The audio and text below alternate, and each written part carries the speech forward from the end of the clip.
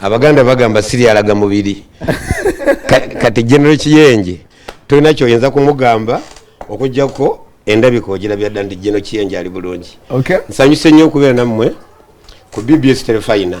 era nsanyuse nnyo okubeera ku programu eno 3 kawunyemu nti oleese kafulu amanye ebintu bino awangalidde mu bintu bino akaddeyidde mu bintu bino so buli alaba beera mugumu olina General Kiyenje nze Tone Sempijja kale Tone Sempijja tugenda kutandikirawo of course embozi mugirabye Tone Sempijja watandise kaweefuba akunganya ssente mu mabaala twakakunganyawo mmeka ate gwe si mulimu gwo ku mpewo olina okukibuuza abantu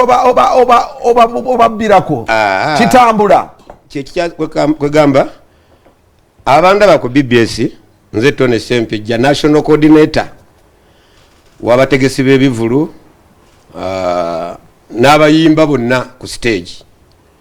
endongo najingira mwaka gwa 1993 najja ndi muyimbi era nina omukisa ndi nga batikkira omutande naggala binaliwo nali ndaba ne ku mbaga y'omutanda mu lubiri era naliwo ngandaba mukyali baana bato nti ebintu bizze bibaawo ngandaba naviira ddala ku muyimbi ayimba atandika obutandisi because nali muyimbi wa kadongo kamu nga nyimba ne Mathias Olukaga oyima muri Katumba yandabako Mr. Kisimakula bonna abasinga bammanyi bandabako nimba zo kweziri ku YouTube andi ndeta story so mukutandika okuyimba okwe kyannemesa nve mu kuyimba byali bintu bisatu ekisooka yali mukama wange Abitex ekyokubiri nga abayimbi tebafuna ssente Abitex yakolaji andi Abitex yantimbise ebipande emitwalo 3.5 emubende nga embaga y'omuzungu Mulindwa Muwonge Paulo Kafero Wile Mukabya Sala Birungi Kafero n'omuzungu we ne tutimba mu kisaawe mubende ebipande emitwalo 3.6 nabitimbira weekses nata kusasula nga tulaganye bwenve mubende agenda kutwala oluyimba lwange lwaloya w'abakyala mu studio yakasiwukira ndu recording ugenda ruti nga by then omusajja yali ayina hit bamitanga Mamuli Katumba nga ayimba ebyensega n'endola nenga atu oluyimba lwange lwamanyi nnyo gambo ina linta mwakapera obadde ki Mario story kakati mfubutukayo maze okutimba ebipande Abitex okufa ky'okuntwala mu studio yatusanga tudde ku parking kaddaawo yayinawo edduuka nga ayinawo abantu bangi nga bamulinze yayimirira ng'eri mu kakana agaba Tone Sempijja oyimbira ddala bubi nnyo oluyimba lwo lulungi naye mpa ssente nduwe Mamuli Katumba oluyimbe gwe kankuwe ssente oli kikere nawulira obusungu nanyiiga ekintu kyammalamu amaanyi neŋŋamba no sijja kugwa mu maanyi n'okusigala mu industry muno nga nkolera industry awo nembivamu ebyokuyimba nenzikirya ddala mu kutandika okutimba ebipande okutegeka nentandika okukola drive ku motoka tujja kuba gindi nga nze mbirimu paka ekiseera kyatuuka nentandika okubeera omutegesi w'ebivulu aggumidde era nze golaba wano nti Hamani basudde agenda okufa accident njyakakasa nti ebintu by'abayimbi byava wala okufa kw'abasudde kwe kwawa Abitex obugagga basudde bwamala okufa mu koona ekabali Bugonzi akasajja akasooka okukwata kamera by then nga tezirabika bakayitanga Abitex yalaganga mu masomero okufa kw'abasudde siringi 10 abantu ne bayingira Abitex nalaga amaziika g'abasudde abantu ne basasula firimu ku bikaalingaawo kakati akasajja we kafunira entandikwa ne kajja e Kampala ne kakola ekivulu ekyali ekyamaanyi ennyo Masaka Abitex n'afuuka ensonga n'okutuusa kati afunira mu bayimbi kufa kw'abasudde Abitex muyita n'afuna kati nze nsegala nnywereza eno wansi ku muntu wa bulijjo ntandika okutoba bannange bano abayimbi bayinza kufuna batya abayimbi ng'oggyeko siteegi bayinza kufuna batya nendaba oluyimba lw'omusajja bamuyitanga Sebatta era singa cooperate eno gye tuliko nga yali yakola dda singa abayimbi ba Uganda mu East Africa basinga obugagga naye mu East Africa basinga okuba amasanyu ate abayimbi bawe basinga obwavu kakati basinga no yimba olesa kasitolo omusajja oyo katunnyonnyodde nga alina kye yeerabiddemu nti album bwe yagendanga okufuluma nga tuvuddeyo yonna ku mayinje sijja kutuusizayo story empanvu nti mu nsuseera Segamwenge ye yali omugezi ng'atwala abayimbi e Nairobi okulikodinga yalinga musera seganga balikodinga Nairobi kati batuuka wano batandika okulikodinga nga bali mu nsuku bagiyita piga twende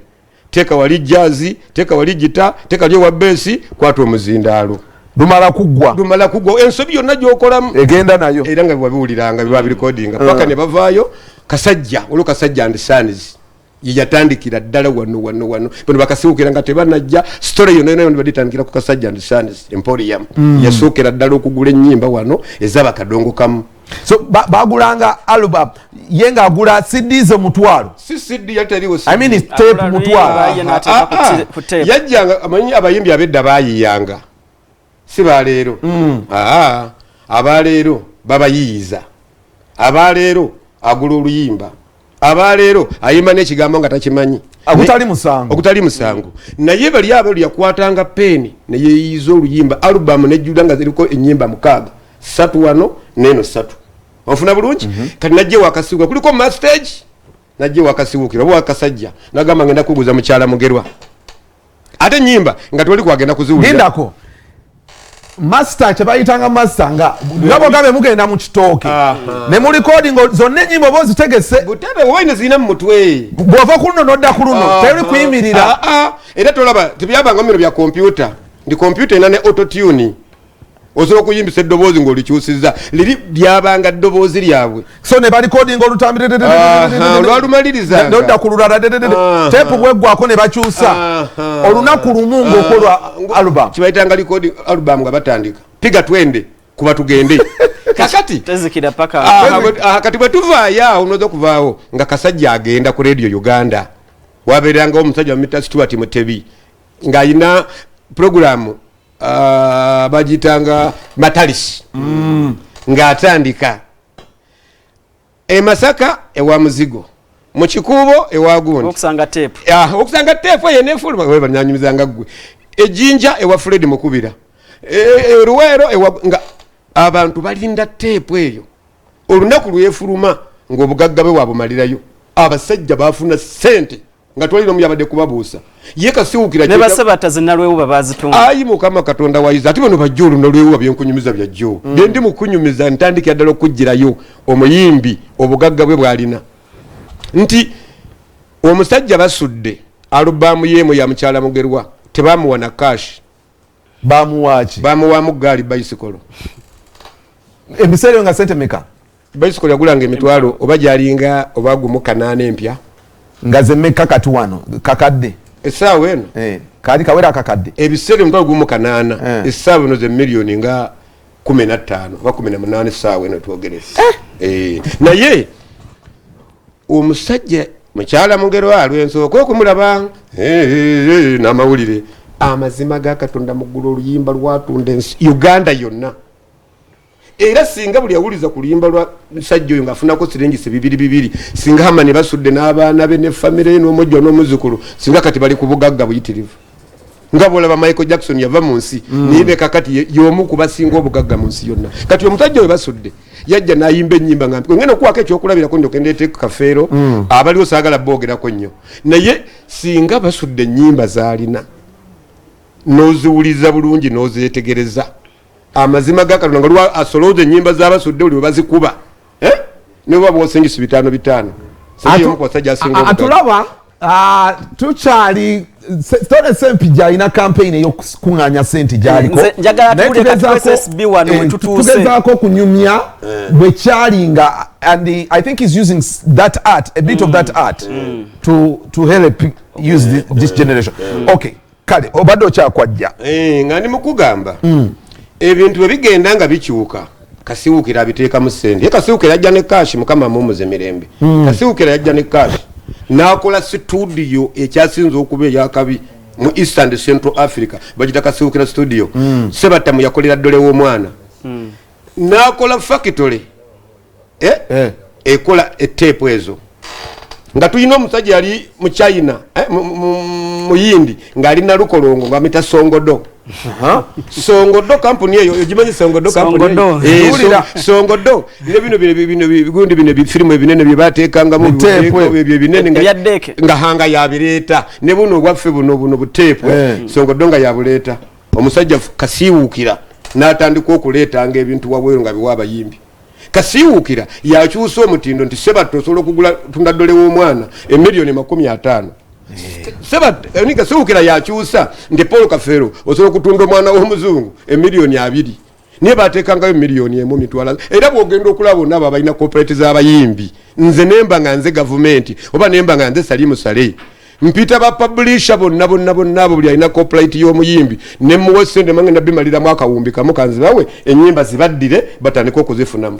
Ne basudde yafadda ne tesobola kuzibya lunaku nga towulidde luyimba. Kati Gambuuze na bwe watunda nga tape album mba nkuguzizza byonna bagitanga copyright reserved by Kasiiwuukira. baba bakujjemu kitegeezo toddamu kukuklaimira luyimbo. Obulamu bwo bwonna ne kakati ennyimba zikyaliwo nyingi ezo zonna ez'abasebatanga Kasiiwuukira yalina gundi copyright reserved wansira bakateekanga copyright reserved by Kasiiwuukira Studios. Kati abasajja baafuna bucolo bali balidde amagoba n'amagoba bakyalya n'omwana wa Kasiiwuukira n'omuzukulu ajja kulya kweza ennyimba nga zikyaliwo. Kakati webikyukidde nti enzingulula katambi ne kakyuka mu nzingulula. Oyo omusajja oyo Sebunnyo oyo Mukama amuwumuze mirembe yavaayo n'ategeera nti omuyimbi wa Uganda okukompiitinga n'ensi yonna ekisooka alina kubanga alina studio. Yafadda Kasiiwuukira studio genda obuuza aho zebayita tape zebayitanga tape ezo ziraba. Kasiiwuukira studio yafadda naye genda obuuze wano mu Uganda abalina sound endala eringa ya Kasiiwuukira tewali. N'apangisa abasajja n'abajja ebweru bakeni batimo Kizito nga yebakola omwo quality w'omuyimbi. Music was easy to monitor. Nti bwe nteeka ennyimba ku masengere tape zange ziri awo ekisooka tewaliwo byuma biduplicatinga tape. Ango bisanga wa musajja omu yekooyo era Kasiiwuukira. ate Lusini ajjaddi Lusini Kasiiwuukira bebavubuka. Lusini bebavubuka mu business. Lusini waliwo yalinga wa 2.5 awo studio Nick studio Lusini ajja ono nga bamayinje bamaze okukola Eagles production kozesa microphone yeyo mu 2002 Lusini wakola ki balabika Lusini yakola nnyo na Eagles production webale nnyo era kati diiru gwe ejja n'agitegeera nti Lusini nti music yafuna abantu bagifuula business kwe kuyingirawo Ekike Studios omusajja Hassan Kasulo omugenzi yafa bambi ne muganda wa Kasozi Livingstone ne wayingirawo Fred Mukubira ne wayingirawo Tubro Studios Muganga ne wayingirawo gundi ono Alex Ngabaye Nick Studios ne kuyingirawo kukati bana ba Brian abapya abaze ono Brian Beats for the benefit of time njagala katuveyo ko otuwadde yetage batufunye so ekyo kyogezaako okozesa leero kati kyengezaako okukozesa nze ntandika okutwala abayimbi bannakatembe wa General Salimu Sale abantu bakirabanga ekyokusabiriza natuka kuyita kiyenje nze nnyonnyola General mugamba General bino ebintu kiringa bwolaba abakalomojja batudde ku Golodi naye bali mu Kampala basabiriza abayimbi tebandisabiriza balina ebyabwe niye gwe bayambe buyambi olabe sosi basobola okufuna mu biyiye byabwe ogenda kulanga abayimbi General beyagadde bulungi especially kino ekirowoozo ani akireeta ekirowoozo nze nkitwala nkiwa General bakuwa olukusa si yalumpa ayamba abayimbi okufuna mu loyalties webali mu biyiye byabwe ne mugamba ne bonoba wa ssente otya copyright kyekikulwaita mugamba ku enforcing copyright ati kyenkujjira nti kantoka tukole ku ssente tukomawo ne Sempijja ono omanyi mugezigezi twagala Sempijja atuuke kulaba ng'ovuga z'escalade ng'ennyimba za Bobi Wine z'okuŋŋaanya ssente zaffe ogenda tubuulira obulamufu bw'owa mulimu gwo okola otya how are you streamlining have you streamlined that business soka twetolere mutukomewo